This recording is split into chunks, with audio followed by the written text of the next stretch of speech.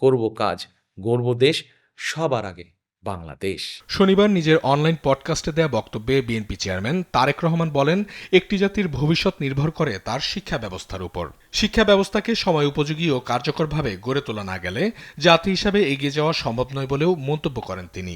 শিক্ষাকে যদি আমরা সঠিকভাবে, শিক্ষা ব্যবস্থাকে যদি আমরা সুন্দরভাবে সঠিকভাবে গড়ে তুলতে না পারি, তাহলে জাতি হিসাবে হয়তো আমাদের উঠে দাঁড়াতে অনেক কষ্ট হবে।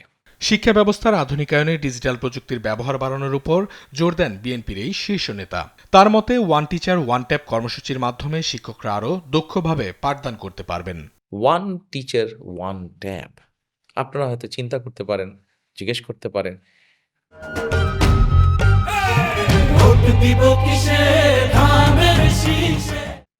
ওয়ান টিচার ওয়ান ট্যাবটা কি? এই ট্যাবটা পৌঁছে দিতে চাচ্ছি, আমরা শিক্ষকদের কাছে পৌঁছে দিব এবং তাদের কিভাবে এটি পরিচালনা করবেন, তারা কিভাবে এটি চালাবেন, তারা জেলায় জেলায় আমরা তাদেরকে সেটি শিখাবো।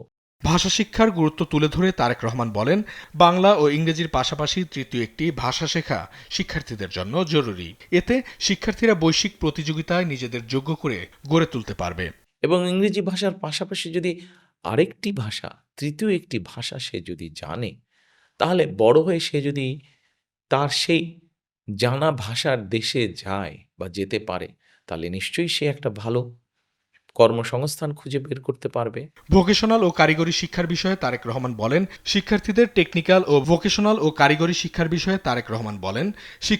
টেকনিক্যাল ও ভোকেশনাল শিক্ষার পাশাপাশি তাত্ত্বিক জ্ঞান ও বাস্তব দক্ষতা বৃদ্ধি করতে হবে। প্রাইমারি লেভেল থেকে ক্লাস 9 পর্যন্ত বিভিন্ন টেকনিক্যাল এবং ভোকেশনাল থিওরিটিক্যাল নলেজটা আমরা বাচ্চাদেরকে শেখাতে চাই এবং ক্লাস 9 এর পর থেকে ক্লাস 12 পর্যন্ত তাদেরকে আমরা বিভিন্ন ভোকেশনাল এবং টেকনিক্যাল বিষয় প্র্যাকটিক্যাল নলেজটা আমরা তাদেরকে দিতে চাই। সবশেষে সবার প্রত্যাশিত ও উন্নত বাংলাদেশ গড়তে শিক্ষা ব্যবস্থার সংস্কারে সবার সহযোগিতা কামনা করেন তারেক রহমান। আমরা সকলে মিলে যদি কাজ করি, তাহলে অবশ্যই আমরা আমাদের সেই প্রত্যাশিত বাংলাদেশ গড়ে তুলব। অঙ্কন চৌধুরী, দেশ টিভি, ঢাকা।